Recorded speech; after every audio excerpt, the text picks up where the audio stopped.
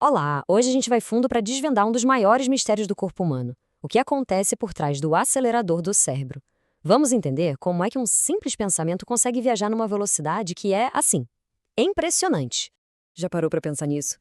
Como é que uma ideia simplesmente, pá, aparece na mente numa fração de segundo? Ou como um reflexo, tipo tirar a mão de algo quente, acontece de forma quase instantânea. Pois é, a resposta para essa velocidade toda está num processo incrível que acontece em cada uma das células do nosso cérebro. Para a gente conseguir entender essa complexidade toda, vamos usar uma analogia, uma comparação bem simples.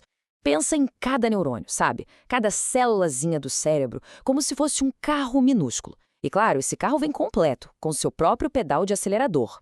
Beleza. Então, nessa primeira parte, o que a gente vai fazer é explorar o que significa, na prática, pisar no acelerador de um neurônio. É um jeito mais fácil de visualizar o que os cientistas chamam de excitação neuronal. E o mais legal é que essa analogia não é só uma historinha, não. A ciência por trás dela é fascinante. A entrada de umas partículas com carga positiva, os íons, funciona literalmente como o pé pressionando o acelerador. Isso faz aumentar as rotações do motor do neurônio, deixando ele prontinho para entrar em ação. E qual é o resultado disso? Bom, primeiro, o neurônio fica muito mais propenso a disparar, a mandar o seu próprio sinal para frente. E o efeito disso é incrivelmente rápido e direto. Resumindo a ópera, ele fica ali em estado de alerta, pronto para agir a qualquer momento. Certo? Agora que a gente já entendeu a ideia geral do acelerador, que tal abrir o capô desse motor?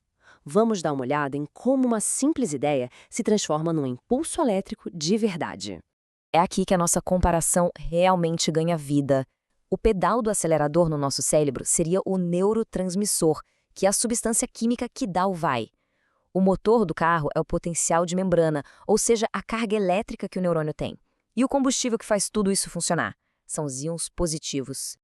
Então, o processo todo segue uma lógica bem clara. Primeiro, o neurotransmissor, que é o nosso acelerador, se conecta no neurônio. Quando isso acontece, ele abre um portão, o chamado canal iônico. Por esse portão, entra o nosso combustível, os íons positivos. E pronto, o neurônio está com o motor roncando, preparadíssimo para disparar. A gente falou lá atrás que o efeito é rápido e direto, né? Pois é. Agora a gente vai para a parte que é, sinceramente, a mais impressionante. Vamos ver o que essa rapidez toda realmente significa. Ok, a fonte do material diz que a resposta é rápida. Mas quão rápida? De verdade, a gente está falando de segundos ou seria menos que isso? Milésimos segundos. É isso, milésimos de segundo. É uma velocidade que para nós é praticamente instantânea. É mais rápido que um piscar de olhos. É essa rapidez absurda que permite que os nossos pensamentos e reflexos pareçam acontecer em tempo real. E não é exagero, não. A própria ciência confirma. A ligação do neurotransmissor e toda a alteração da carga elétrica do neurônio, tudo isso acontece na escala de milissegundos. É uma verdadeira obra de engenharia biológica de altíssima performance. Ok, entendemos o mecanismo, a velocidade, mas, no fim das contas, por que isso tudo importa? Como é que esse processo minúsculo, microscópico, afeta a nossa vida? Agora, vamos conectar os pontos. Então, o ponto crucial é este. Esse mecanismo de aceleração é a base de, bom, praticamente tudo que o cérebro faz.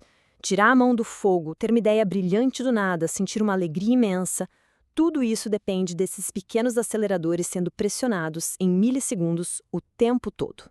E para a gente fechar, fica aqui uma provocação. Se essa é a maneira como o cérebro acelera para criar um pensamento ou uma ação, isso leva a gente a uma outra pergunta bem fascinante. Como é que ele pisa no freio? Mas essa questão, bom, essa já é conversa para outro dia.